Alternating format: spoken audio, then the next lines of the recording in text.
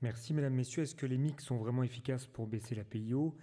Donc comme vous le savez, en alternative aux chirurgies filtrantes conventionnelles comme la trabéculectomie ou la sclérectomie, ont été développées ces dernières années une pléthore de nouvelles techniques, dites mini-invasives ou micro-invasives, et donc vous voyez dénommées en anglais Minimal Invasive Glaucoma Surgery, donc l'acronyme MIX, ou parfois Conjunctival Independent Glaucoma Surgery.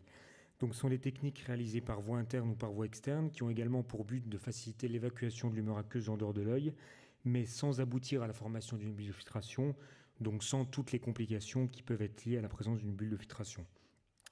Donc vous voyez, elles peuvent faciliter le passage de l'humeur aqueuse de la chambre antérieure vers le canal de Schlemm, du canal de Schlemm vers les veines, les canaux collecteurs, les veines aqueuses, de la chambre antérieure directement vers les espaces transscléraux ou les veines aqueuses, ou même pour certains de la chambre antérieure vers les espaces suprachoroïdiens. Donc vous voyez, il n'y a pas de filtration transconjonctivale, on n'amène pas l'humeur aqueuse de la chambre antérieure vers les espaces sous-conjonctivaux. Il n'y a pas de bulle de filtration, donc théoriquement pas les risques qu'il y ait une bulle, excès de filtration ou infection si la bulle est perméable, ou au contraire au long terme fibrose et échec de la chirurgie. Alors on peut diviser les mix en deux techniques, les techniques réalisées par voie externe comme le drain express ou la canaloplastie, et les techniques réalisées ab interno, donc par voie interne avec ouverture de l'œil, comme le drain Esten, CIPAS, le Gold Microchin, le trabectome, le Xen. Il y en a d'autres, je n'ai pas tout détaillé. Alors je vous présente rapidement un panorama de ces mix et les résultats qu'on peut en attendre pour savoir s'ils sont vraiment efficaces. D'abord les mix posés par voie externe, le drain express. Ah, vous savez, c'est un petit drain métallique, donc on fait une incision conjonctivale, un volet. On va perforer avec une aiguille, donc rentrer en chambre antérieure. On insère le drain que vous voyez ici ou ici en coupe. Il y a différents d'ailleurs diamètres disponibles. Alors les avantages, évidemment, le diamètre est connu, donc le flux d'humeur aqueuse est connu, et donc il y a moins de risque effectivement d'hypotonie ou d'athalamie, puisque la filtration est plus prévisible. La procédure est facile à réaliser, hein, il n'y a pas à appeler comme en une sclérectomie, on perfore à l'aiguille, donc c'est pas difficile, et ça peut être réalisé lors d'une chirurgie de la cataracte. Les inconvénients, il y a quand même souvent une bulle, donc finalement la filtration est surtout transconjonctivale, avec à ce moment-là tous les risques qui y sont liés, qu'on a cités à l'instant. Alors j'ai fait une petite revue de la littérature sur les résultats du drain express. Il y a environ 9 à 10 études qu'on trouve à propos du drain express. Alors vous voyez d'abord 4 études de bas niveau de preuve qui sont des séries rétrospectives. Dans ces séries, généralement, l'efficacité en termes d'aptitude à réduire la PIO du drain et de la trabéculectomie avec mitomycine sont comparables. En termes de sécurité, on le reverra, il y a moins de complications, notamment souvent moins de complications précoces, hypotonie, athalamie ou IFEMA, après pose du drain express qu'après trabéculectomie. 3 de ces études sont d'un peu plus haut niveau de preuve, sont des séries prospectives mais non randomisées. Et là encore, souvent l'efficacité des deux procédures sont comparables, et même dans certaines études, le drain express, même à long terme, a une plus grande aptitude à réduire la PIO que la trabéculectomie. Et là encore, en termes de tolérance, là encore, souvent moins de complications avec le drain express, ce qui est effectivement logique du fait du diamètre connu qu'après trabéculectomie. Et enfin, 2 de ces études sont de plus haut niveau de preuve, notamment une étude prospective multicentrique randomisée.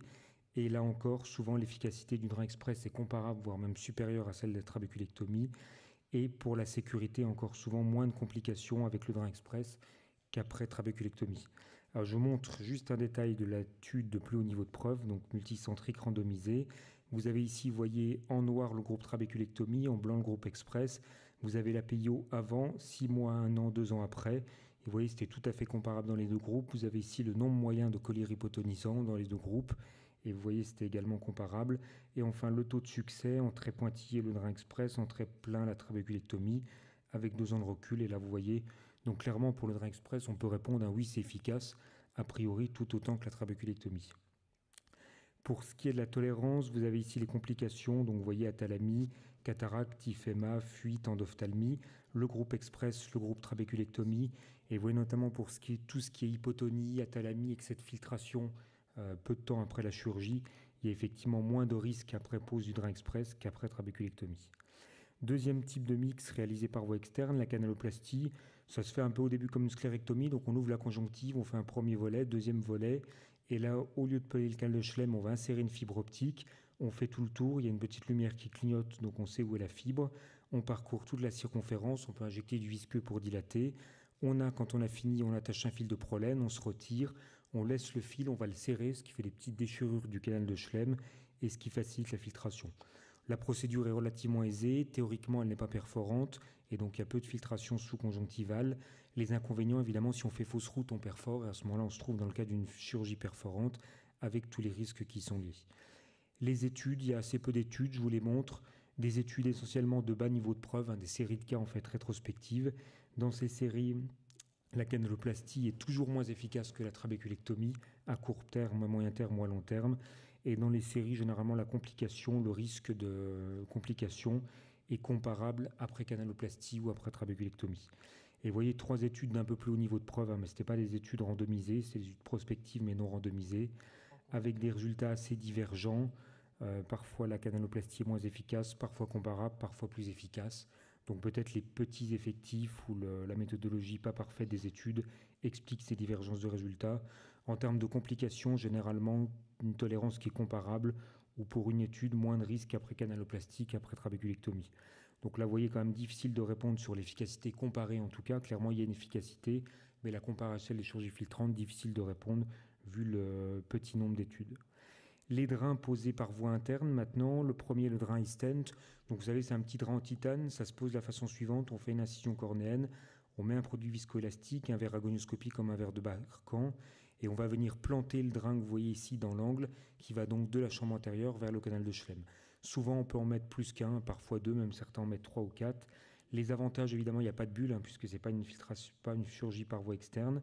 Ça peut tout à fait être fait en fin de chirurgie de la cataracte. Les inconvénients, pour ceux qui en font, c'est pas toujours facile. Notamment, souvent, on a du mal à planter le drain dans l'angle. Il est difficile de l'insérer. Ou parfois, lorsqu'on retire le guide que vous voyez ici, en fait, on a l'impression que le drain est mal acéré et il a tendance à ressortir. Et finalement, on a peur qu'il bascule et qu'il tombe en champ antérieur. Il n'y a pas d'études comparatives à ce jour de l'iStent contre les chirurgies filtrantes. Des études comparatives du drain iStent contre une chirurgie de la cataracte seule ou avec drain iStent. Je vous montre ces études. Donc vous voyez, généralement, c'est iStent contre cataracte seule. Vous savez que la chirurgie de la cataracte baisse la PIO. Ou c'est cataracte plus iStent versus cataracte seule. Dans ces études, vous voyez ici, généralement, l'iStent ou l'iStent plus cataracte sont plus efficaces que la chirurgie de la cataracte. Donc clairement, ça a un effet additionnel par rapport à une chirurgie de la cataracte seule. Donc là encore, par rapport à une chirurgie filtrante, on ne peut pas dire. En tout cas, clairement, par rapport à une cataracte seule, effectivement, ça apporte un plus. Il y a plus de baisse pressionnelle lorsqu'on met un iStent ou 2 iStent. En termes de tolérance, je n'ai pas mis le détail. Généralement, il y a très peu de complications après pose du drain iStent. Les autres, le drain CIPAS, c'est un drain suprachoroïdien, très peu d'études. Le Gold Microshunt, on en a parlé ce matin, c'est également un drain suprachoroïdien, une petite plaque en or. C'est pas facile à poser, c'est assez large. Quand on le pose, parfois on a l'impression qu'on arrache toute la racine de l'iris ou le corps ciliaire. Souvent il y a des ifémas, même parfois un iféma total après. Là encore, très peu d'études et pas d'études comparatives. Le trabectome, dispositif de résection de l'angle. Donc vous voyez, on le plante, ça résèque, ça coagule. Et en fait, on enlève toute la portion interne de l'angle, on facilite la filtration. Là aussi, relativement peu d'études sur le trabectome. Et enfin, un dispositif récent, le drain ou le stent gène. On fait une petite incision cornéenne, on met un produit viscoélastique, on rentre cette aiguille, en fait, on plante l'aiguille dans l'angle et on va insérer le drain qui est comme un polymère souple. Et le drain va donc aller de la chambre antérieure jusqu'au niveau des espaces sous-conjonctivaux. Généralement, on fait une injection sous-conjonctivale d'antimitotique. Et donc là, contrairement aux autres techniques mixtes, la filtration est bien transconjonctivale. Alors pour tous ces mix, ces derniers mix que je vous ai présentés, trabectome, CIPAS, microshunt, Hydrostar, Floxen, il n'y a pas d'études comparatives contre les chirurgies filtrantes, pas d'études comparatives contre une chirurgie de la cataracte seule. Donc dans les études, effectivement, ça baisse la PIO, ça a un effet, mais c'est vrai qu'en l'absence d'études comparatives, il est relativement difficile de se prononcer sur leur efficacité, sur leur place.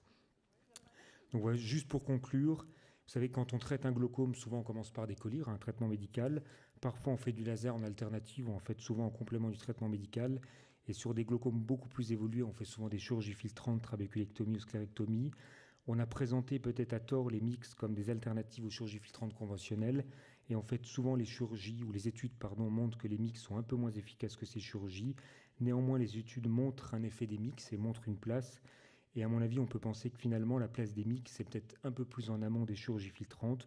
Par exemple, un glaucome stable sous traitement médical, mais avec 2 gouttes, 3 gouttes, des problèmes de tolérance.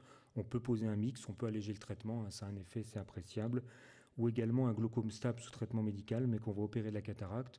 On profite du fait que l'on passe le patient au bloc, on pose un mix, et à ce moment-là, on peut alléger les traitements médicaux, ce qui est effectivement un intérêt. Voilà, je vous remercie, et je laisse la place à Antoine pour l'aspect médico-économique.